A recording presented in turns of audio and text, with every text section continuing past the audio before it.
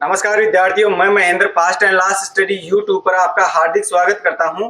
हम भारत की राज्य व्यवस्था पढ़ रहे हैं। इस भारत की राज्य व्यवस्था के अंदर आज देखेंगे कि संविधान के यानी भारतीय संविधान है उसके भाग हैं कुल मिलाकर 22। यानी मूल संविधान में भाग 22 थे। वर्तमान समय में ये भाग 25 हो गए हैं, जिनमें से जो मुख्य रूप से एग्जाम में आते हैं, एग्जाम में पूछे जाते हैं, एग्जाम पैटर्न के ऊपर जो चीजें हमें आती हैं उनको शॉर्ट तरीके से पढ़ेंगे। जिसके अंदर मैंने आपको बता रखा है कि संविधान के जो भाग हैं उनकी संख्या तो हमने यहाँ पर लिख दी है। जिनके जो प्रावधान है यानी इनके अंदर क्या क्या चीजें हैं, क्या क्या इनमें बता रखा है संविधान के अनुसार, वो चीजें यहाँ पर हैं। उनसे संबंधित यानी इनसे संबंधित जो भी अनुच्छेद हैं वो यहाँ पर है। इसी प्रकार ये टेबल है। तो पहले देखते हैं यानी संविधान के भाग कितने हैं, 22। उनमें से पहला भाग देखते हैं। तो पहले भाग के अंदर दे रखा है संघ एवं राज्य है, उसके जो राज्य क्षेत्र है वो दे रखे हैं। संघ का मतलब केंद्र की सरकार यानी केंद्र है वो, और राज्य यानी केंद्र और राज्य से संबंधित जो क्षेत्र है। जैसे अब वर्तमान समय में कितने राज्य हैं, 28, और जो केंद्र शासित प्रदेश हैं वो है 8। तो वो चीजें यहाँ पर दे रखी है। यानी राज्य और उनसे संबंधित जो क्या है केंद्र शासित प्रदेश, वो किसके अंदर है, भाग 1 के अंदर है। ये यहाँ पर ये प्रावधान है और उनके अनुच्छेद कितने हैं, 1 से लेकर 4 तक हैं। उसके बाद है नागरिकता, यानी हम नागरिक हैं तो नागरिकता हमें लेनी चाहिए भारत की, क्योंकि हम भारत के नागरिक हैं। तो भारत की नागरिकता है वो भाग 2 में है, और उनसे संबंधित जो अनुच्छेद हैं वो 5 से लेकर 11 तक है। अगर हमें नागरिकता मिल जाती है तो मिलते ही क्या होता है, हमें मौलिक अधिकार है वो प्राप्त हो जाते हैं भाग 3 के अनुसार। तो भाग 3 के अंदर क्या है, मौलिक अधिकार हैं जो 12 से लेकर 35 तक हैं।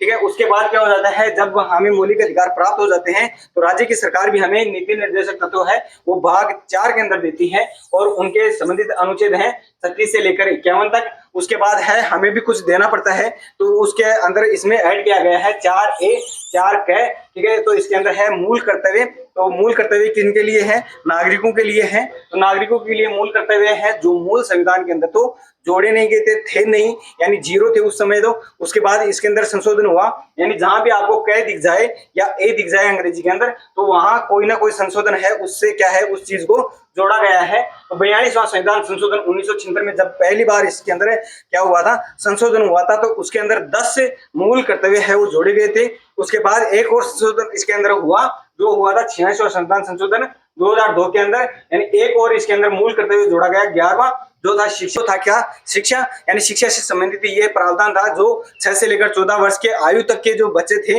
उनको क्या दी जानी चाहिए, अनिवार्य रूप से शिक्षा दी जानी चाहिए। ये मूल कर्तव्य कहते हैं। नीति निर्देशक तत्वों के अनुच्छेद 45 में बता रखा है। तो हमने यहाँ तक पढ़ लिया है, यानी संघ एवं उसके राज्य क्षेत्र है उनसे संबंधित अनुच्छेद हैं वो भी हमने पढ़ लिए हैं। नागरिकता से संबंधित अनुच्छेद हैं वो भी हमने पीछे वाली जो क्लासें हैं उन्हें पढ़ लिया है।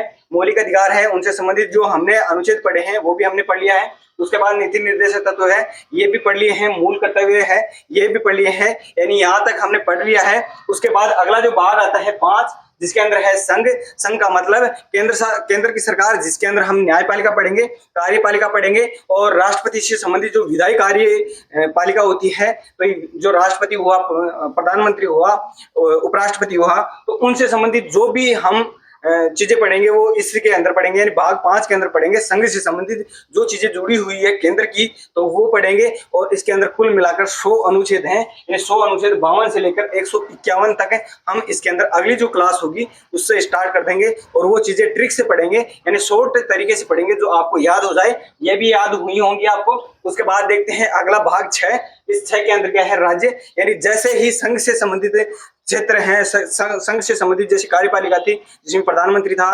राष्ट्रपति था, उपराष्ट्रपति था, उसी प्रकार हम राज्य के अंदर पढ़ेंगे, यानी मुख्यमंत्री पढ़ेंगे, और उन्हीं के अंदर राज्यपाल पढ़ेंगे। राज्यपाल से संबंधित जो चीजें हैं वो यहाँ पर पढ़ेंगे भाग 6 के अंदर। भाग 7 है, इसको निरस्त कर दिया गया है, यानी भाग 6 है वो 7वें संविधान संशोधन 1956 में हुआ था।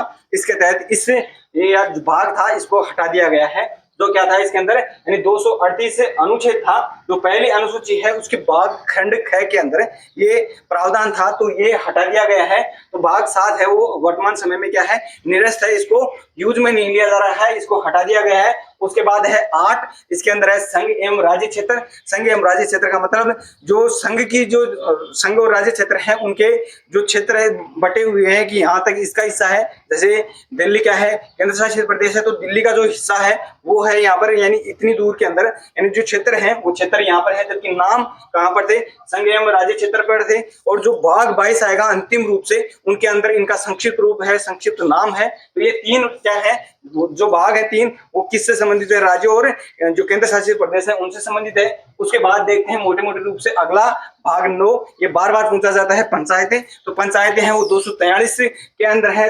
243 से ए से लेकर 243 ओ तक है। ये है जो 33वें संविधान संशोधन 1992 में हुआ था, उसके तहत पंचायतें जोड़ी गई थी भाग 9 के अंदर। यानी ये पहले कितनी थी, कम थी, अनुसूचियां कम थी, तो यहाँ अनुसूची से जोड़ा गया था। जो अनुसूची भी हम आगे पढ़ेंगे। उसके बाद है 9 के अंदर है नगर पालिका, जो अगला यानी 74वां जो संविधान संशोधन हुआ था 1993 में, उसके तहत इनको जोड़ा गया था। तो संविधान संशोधन जुड़ा ना यहाँ पर है, तो ये भी संविधान संशोधन से जुड़ेंगे। ठीक है, तो इनका जो अनुच्छेद है वो है 243 से लेकर जेड जी तक है। 74वें संविधान संशोधन 1993 से इसको जोड़ा गया था भारतीय संविधान के अंदर। उसके बाद है नोक है के अंदर सहकारी समितियां, जो 57वें संविधान संशोधन हमने जब नीति निर्देशक तत्व पढ़े थे वहां पर देखे थे ना, तो वो जो 57वां संविधान संशोधन है उससे सहकारी समितियां नोक है के अंदर जोड़ी गई है, जिनका अनुच्छेद 243 जेड एच से लेकर कहां तक है, जेड टी तक है। उसके बाद एससी और एसटी के जो क्षेत्र हैं उनके बारे में 244 के अंदर है। उसके बाद अगला है संघ एवं राज्य के संबंध, संघ और राज्य के संबंध कैसे हैं, उनके दायरे कहां तक हैं। ठीक है, यानी एक तो क्या होती है, न्यायपालिका होती है, यानी विधायी बोल सकते हैं। तो विधायी के जो अनुच्छेद है वो 245 से लेकर 255 है, यानी 245 से लेकर 255 तक है। और जबकि प्रशासनिक दृष्टि से देखें, यानी प्रशासन है वो लंबे समय तक रहता है। जबकि राजनीति के अंदर क्या है, राजनेता तो बदलते रहते हैं, प्रशासन थोड़ी बदलता रहता है। तो प्रशासनिक है वो 55 से लेकर 63 तक, यानी 255 से लेकर 263 तक क्या है, प्रशासनिक है। इसके अंदर संघ एवं राज्य के अंदर, तो संघ और राज्य के जब अंदर जो संबंध है वो 245 से लेकर 263 तक है। उसके बाद निर्वाचन आयोग आ जाता है। निर्वाचन आयोग राज्य की सरकार का भी करवाता है, लोकसभा का भी चुनाव करवाता है। तो इनके अनुच्छेद है 324 से लेकर 329 तक है। उसके बाद आ जाती है राज्य की भाषा। राज्य की भाषा क्या है, हिंदी। तो इस राजभाषा से संबंधित हमारे संविधान के अंदर जो अनुच्छेद दे रखे हैं वो दे रखे हैं 343 से लेकर 351 तक। उसके बाद भाग 18, ठीक है, तो भाग 17 के अंदर क्या है, राजभाषा पूछी जाएगी, यानी भाग 17 के अंदर क्या है, तो राजभाषा बतानी है। भाग 15 के अंदर क्या है, तो भाग निर्वाचन बताना है। उनके संबंधित क्या बताने होंगे आपको, अनुच्छेद भी बताने होंगे। संघ एवं राज्य जो संबंधित भाग पूछ लिया जाए तो 11 बताना है। एससी एसटी क्षेत्र से संबंधित पूछ लिया जाए तो 10। उससे पहले हमने याद कर ही लिए थे कि भाग 9 के अंदर पंचायतें और नगर पालिका और क्या है, सहकारी समितियां हैं। तो 18 के अंदर क्या है, आपातकाल।